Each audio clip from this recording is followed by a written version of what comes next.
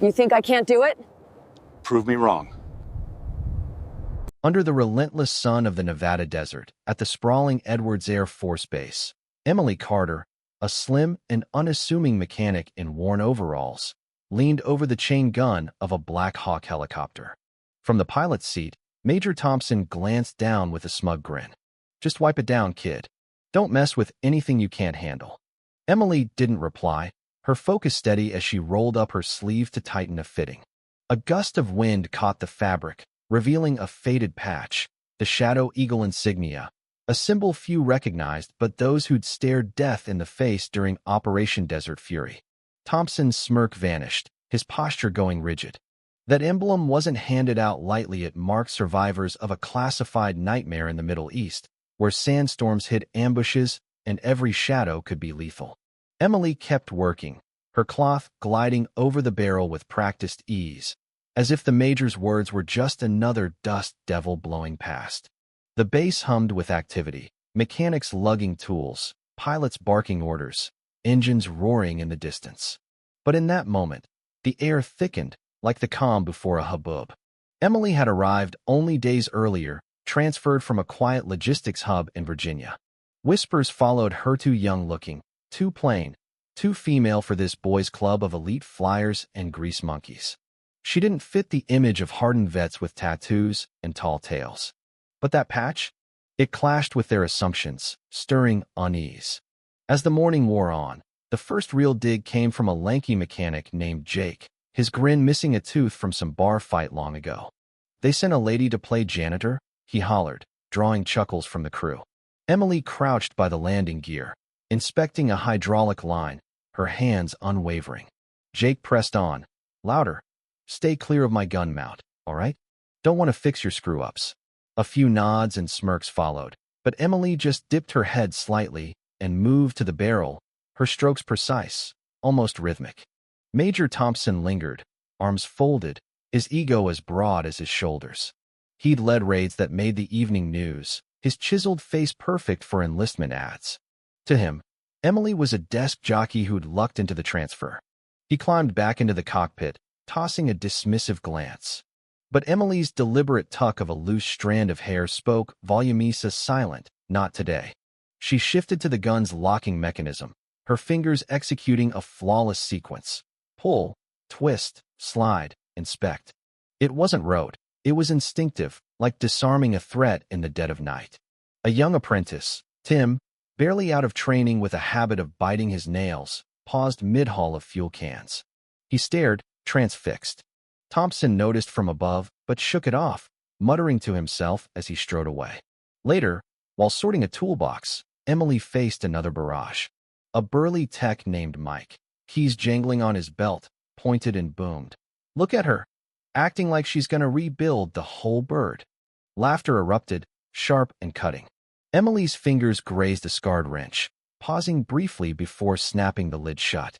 "Tools organized," she said quietly, to the air. Mike's chuckle choked off, and the group dispersed, their jabs fading into the heat. By noon, the sun baked everything, and Emily knelt by the tail rotor, wrench in hand. A sunburned mechanic, Hank, spat into the dirt and called out, "Hey, darlin', sure this ain't the kitchen detail? Laundry's over yonder." The crew barked laughs, but Emily's grip tightened for a heartbeat before she secured the bolt and stood. "Rotor's good. Verify if you like." Hank blinked, grumbled, and backed off. Midday brought more heat, literal and figurative. Emily tinkered with the gun's stabilizer when Thompson loomed over her. "That's above your pay grade," he snapped. "Stick to polishing."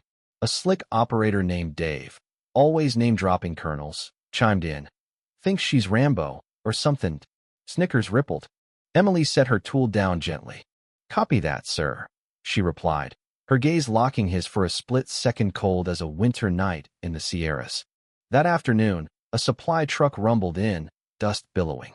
Emily unloaded crates that dwarfed her frame.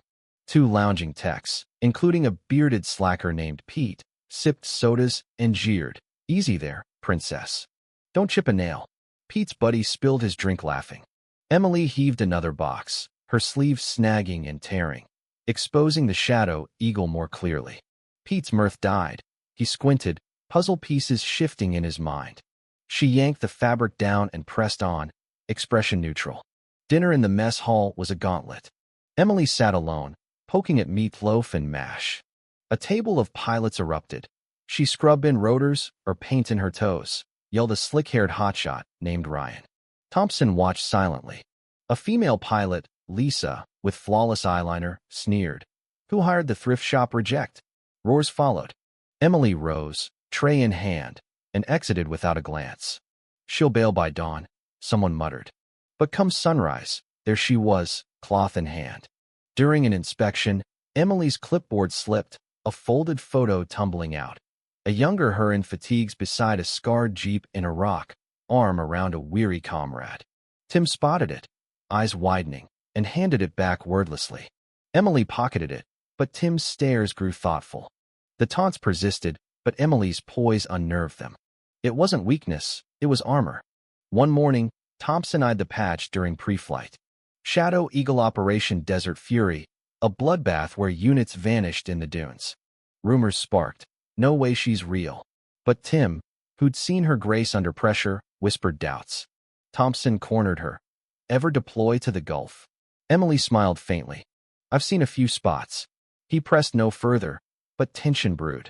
Evening brought a card game near the chopper. A loudmouth, Gary, tossed a card at her feet. Too good for us, Lone Ranger? Emily finished calibrating, met his eyes. You lost that. Gary faltered, retreating. The drill escalated drama. An alarm wailed firing glitch. Chaos ensued. Emily scaled the frame, fingers flying. Twist, lock, reset. Silence fell as the error cleared. Won't fail now, she said calmly. Thompson gaped. A logbook revealed her old signature from a Baghdad outpost.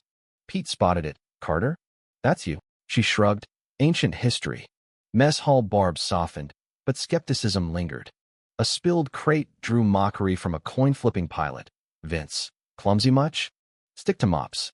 Her sleeve rode up. Vince froze. Where'd you score that patch? Earned it, she replied flatly. A radio crackled, Desert Fury, stiffening Emily. Tim connected dots, wide-eyed. The mishap hit. A rogue drone veered toward base.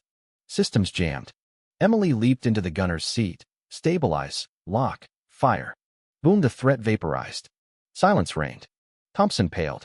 A notebook slipped, a sketch of a ridgeline with chords. Tim whispered, Desert Fury? Emily zipped it away. Whispers turned to awe. During a late shift, an old custodian noted, You don't yap like the rest. That's rare. Emily nodded.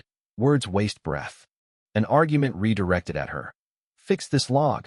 Made. She countered quietly. Your duty. The pilot deflated. Climax arrived with Colonel Briggs, medals gleaming, doubting the patch. Prove its snipe at 2,000 yards with the Barrett. Thompson protested. Impossible. Briggs insisted. Emily took the rifle, wind whipping sand. Breath held. Crack bullseye. Briggs trembled, signing off. Thompson extended a hand. Welcome home, Shadow Eagle. Repercussions followed. Jake got desk duty for chronic insubordination. Ryan's mess rant went viral, killing his endorsements. Lisa faced isolation. A rookie pilot apologized. Didn't know, ma'am. Emily, just do the work. A sleek SUV arrived. A tall man emerged, aura commanding. Emily's husband, a retired general whose exploits filled classified files.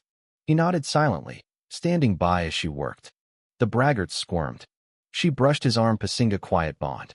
Emily continued, unchallenged, her presence a lesson etched in the desert wind. The base returned to rhythm, but forever changed. Emily walked the tarmac, patch glinting, head high. She'd endured worse than mockery bullets. Loss, the raw injustice of war. Truth had prevailed, as it always does for those who stand firm.